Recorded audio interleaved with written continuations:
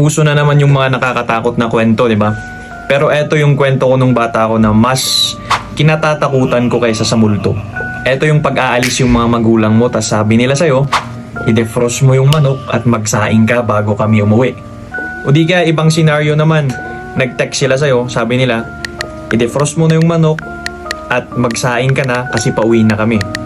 So ayun, ikaw naman, madali lang gawin, di ba? Tanggalin mo lang sa freezer yung manok, lagay mo sa lababo, made-defrost, magsaing ka lang naman, mabilisan lang, madali lang. Pero ikaw, syempre, sabi mo, relax lang ako. So ayun, naglaro ka pa, nanood ka pa, kasi oras siguro yun ng ano. Naalala ko dati, oras yun ng ano eh.